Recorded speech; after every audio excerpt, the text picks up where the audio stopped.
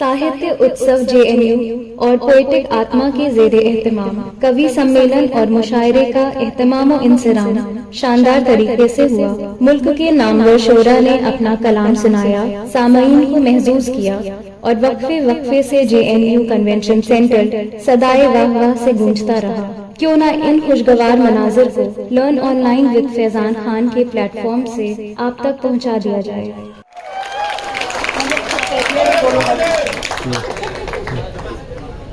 बहुत शुक्रिया मैम। मैं तो चाहता था कि मेरी कविता ही मेरा परिचय रहे, इतने परिचय की जरूरत नहीं है। बिना किसी भूमिका के मंच पे उपस्थित सभी सुधीजनों के और रशीद साहब आप सबकी इजाजत के साथ में जुबैर भाई शुरू करते हैं। बहुत अच्छा मंच आप सबने उठाया, जुबैर भाई ने और शुभा मैम ने। आइए कोशिश करते हैं थोड़ी सी, दो छोटे छोटे 4-4 मिसरे और एक कविता एक गजल के साथ अपनी जगह 6 मिनट 90 सेकंड में काम खत्म। बस अब लगा है कि जेएनयू कुछ जागा है। आइए जुड़ जाते हैं आपसे। आइए पहले सारे लिखने वाले, सारे कहने वालों के नाम पे है कुछ कि ये जो तर्जे सुखन मंजर कशी मालूम होती है, ये जो तर्जे सुखन मंजर कशी मालूम होती है, इबादत है तुम्हें जो शायरी मालूम होती है। बहुत शुक्रिया। इबादत है तुम्हें जो शायरी मालूम होती है, सुखन साजी में हम दुनियावी बातें भूल जाते हैं। जेएनयू में खड़ा हूं तो मैं ये नहीं सोचूंगा कि मेरा शब्द किसी को समझ नहीं आया होगा। सुखन साजी में हम दुनियावी बातें भूल जाते हैं, सुरूरे इल्म है जो मैकशी मालूम होती है। और सफर, बहुत शुक्रिया, सफर वीरान हो तो राह में धोखे भी होते हैं। सफर याद करिए, रेगिस्तान के मरीचिका को देखिएगा कि सफर वीरान हो तो राह में धोखे भी मिलते हैं, हवा और धूल भी हमको नदी मालूम होती है, ये जो तर्जे सुखन मंजर कशी मालूम होती है। बहुत शुक्रिया।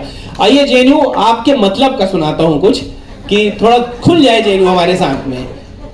मुद्दत से यादों का पिंजरा खाली है, मुद्दत से यादों का पिंजरा खाली है, तेरे जाने से घर कितना खाली है। मुद्दत से यादों का पिंजरा खाली है, तेरे जाने से घर कितना खाली है, और किसने दिल के दरवाजों पर दस्तक दी, किसने दिल के दरवाजों पर दस्तक दी, किसने दिल के दरवाजों पर दस्तक दी, किसको लगता है ये कमरा खाली है, किसको लगता है ये कमरा खाली है, मुद्दत से यादों का पिंजरा खाली है। आइए 4 पंक्तियां और उसके बाद एक कविता से जोड़ता हूं आप सबके कि ख्यालों में सफर करने लगा है, ख्यालों में सफर करने लगा है, वो जालिम दिल में घर करने लगा है। ख्यालों में सफर करने लगा है, वो जालिम दिल में घर करने लगा है, और खुदाया एक नई दुनिया बसा दे, खुदाया एक नई दुनिया बसा दे, अब इस दुनिया से दिल भरने लगा है। ख्यालों में सफर करने लगा है, वो जालिम दिल में घर करने लगा है। शुक्रिया, शुक्रिया आप सबका। आइए हमारी बात हुई, अश्वत्थामा को हमने याद किया अपने पहले सेशन में, हमने महाभारत की बात की, तो मैं भी एक महाभारत मेरी एक कविता उससे आप सबको जोड़ता हूं। मेरा मानना है कि महाभारत आज भी हमारे बीच में है और हमारा चयन तय करता है कि हमारा पक्ष क्या है, हम पांडव हैं या कौरव हैं। आइए जुड़ जाइएगा, मन से सुनिएगा, बिना लंबी भूमिका के शुरू कर रहा हूं कि कर रहा विलाप पाप पढ़ रहे हैं धर्मराज। कविता की बयार शुरू हो गई है। कर रहा विलाप पाप बढ़ रहे हैं धर्मराज, संजय खड़ा सुना रहा है कौरवों का सर्वनाश। कर रहा विलाप पाप बढ़ रहे हैं धर्मराज, संजय खड़ा सुना रहा है कौरवों का सर्वनाश। सूर्य छुप गया कहीं और धरा भी हिल रही, सूर्य छुप गया कहीं और धरा भी हिल रही, ये कैसा वक्त आ गया, ना दिन है ना निशा रही, ये कैसा वक्त आ गया, ये दिन न दिन है ना निशा रही, ये युद्ध एक प्रमाण है मनुष्यता की जीत का, इसी में दिख रहा है फर्क द्वेष और प्रीत का। ये युद्ध एक प्रमाण है मनुष्यता की जीत का। क्या बात है। इसी में दिख रहा है फर्क द्वेष और प्रीत का। अभी खत्म नहीं हुआ, ये युद्ध अब भी जारी है। अभी खत्म नहीं हुआ, ये युद्ध अब भी जारी है। अभी भी पांडु पुत्र हैं, अभी भी वंशीधारी है। अभी भी वीर कर्ण के ज्ञान चक्षु बंद हैं। अभी भी वीर कर्ण के ज्ञान चक्षु बंद हैं। अभी भी द्रोणाचार्य के अंदर हृदय में द्वंद्व है। परंतु मित्र देखना, ये युद्ध हारना नहीं। परंतु मित्र देखना, ये युद्ध हारना नहीं। अधर्म के समक्ष अपने अस्त्र डालना नहीं। तुम्हें शपथ है सत्य की, स्वयं तुम्हारे रक्त की। तुम्हें शपथ है सत्य की, स्वयं तुम्हारे रक्त की। तुम्ही में आज भीष्म है, तुम्ही में आज पार्थ है। तुम्हारे हाथ में ही आज द्रौपदी की लाज है। तुम आज भी समर्थ हो, पुनः विजय तुम्हारी है। ये युद्ध अब भी जारी है, ये युद्ध अब भी जारी है। क्या बात है। बहुत शुक्रिया। आइए बहुत जल्दी जल्दी आप सबको जोड़ रहा हूं। एक गजल और एक आखिरी नज्म जो इस मंच के लिए है, उसके साथ में समापन करूंगा मैं। सब भरम तोड़ दिए आपने जाते जाते, सब भरम तोड़ दिए आपने जाते जाते। जा रहे थे तो कोई ख्वाब दिखाते जाते। आपके बाद भी जीना है इसी दुनिया में, आपके बाद भी जीना है इसी दुनिया में। इसमें रहने के तो आदाब सिखाते जाते। अरे वाह। तो उस अदब का ख्याल रखता हूं। मैं इस गजल को यहीं रोक के आपको अपनी नज्म रख देता हूं। मैम डायस पे आ चुकी है तो मैं समझ रहा हूं कि समय सिर्फ 1 मिनट का बचा है। आइए, एक बहुत जरूरी रचना है। इसके लिए ना मुझे कोई ताली चाहिए ना कोई वाह चाहिए, बस आराम से सुनिएगा। और अगर मैं कुछ कह पाया हूं तो खड़े होकर मुझे बता दीजिएगा कि हाँ मैंने कुछ कह लिया है। सर इजाजत हो। मैं एक गीत लिखना चाहता हूं। मैं एक गीत लिखना चाहता हूं, एक ऐसा गीत जिसके अंतरों में तुम नहीं हो, तुम्हारी याद का कोई पल नहीं।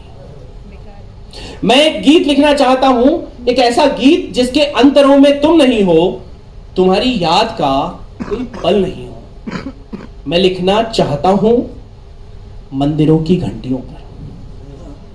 मैं लिखना चाहता हूं मंदिरों की घंटियों पर, बिना पतवार बेतरतीब बहती कश्तियों पर, सड़क पर बेतहाशा दौड़ती इन गाड़ियों पर, जमीन से आसमां को चूमती ऊंची छतों पर। मैं लिखना चाहता हूं बेतहाशा बारिशों पर। मैं लिखना चाहता हूं मंदिरों की घंटियों पर, बिना पतवार बेतरतीब बहती कश्तियों पर, सड़क पर दौड़ती इन बेतहाशा गाड़ियों पर, जमीन से आसमां को चूमती ऊंची छतों पर। और गौर कीजिएगा, ये जो फुटपाथ पर कोहरे की चादर में लिपटकर अलाव के किनारे तप रही हैं, ये जो फुटपाथ पर कोहरे की चादर में लिपटकर अलाव के किनारे तप रही हैं, मैं ऐसी सर्दियों पे गीत लिखना चाहता हूं। ये जो फुटपाथ पर कोहरे की चादर में लिपटकर अलाव के किनारे तप रही हैं, मैं ऐसी सर्दियों पे गीत लिखना चाहता हूं। मैं लिखना चाहता हूं बेतहाशा बारिशों पर। मैं लिखना चाहता हूं बेतहाशा बारिशों पर, वो बारिश जिससे नदियों के किनारे बढ़ गए हैं, बहाकर ले गए हैं जाने कितनों का घरों को। वो बारिश जिससे नदियों के किनारे बढ़ गए हैं, बहाकर ले गए हैं जाने कितनों के घरों को। और उन बेघर किसानों की एक चित्र बना रहा हूं, अगर बन गया है तो मुझे बता दीजिएगा। मैं लिखना चाहता हूं बेतहाशा बारिशों पर, वो बारिश जिससे नदियों के किनारे बढ़ गए हैं, बहाकर ले गए हैं जाने कितनों के घरों को। और उन बेघर किसानों की जिन्हें 2 जून की रोटी भी अब हासिल नहीं है। और उन बेघर किसानों की जिन्हें 2 जून की रोटी भी अब हासिल नहीं है, वो जिनकी लड़कियां फसलों से पहले पक गई हैं। और उन बेघर किसानों की जिन्हें 2 जून की रोटी भी अब हासिल नहीं है, वो जिनकी लड़कियां फसलों से पहले पक गई हैं, मैं उनकी लड़कियों पे गीत लिखना चाहता हूं। मैं सच में गीत लिखना चाहता हूं, एक ऐसा गीत जिसके अंतरों में तुम नहीं हो, तुम्हारी याद का कोई पल नहीं है। बहुत बहुत बहुत शुक्रिया आप सबका। बहुत शुक्रिया अभिषेक भाई, रहमान सर, बहुत शुक्रिया आप सबका। Thank you. लर्न ऑनलाइन की जानिब से आपसे बस इतनी इल्तिजा है कि हमारे इस प्रोग्राम को लाइक, शेयर और सब्सक्राइब ज़रूर करें। साथ ही बेल आइकन दबाना ना भूलें, जिससे हमारी हर वीडियो आप तक अपलोड होने के साथ ही पहुंच सके। शुक्रिया।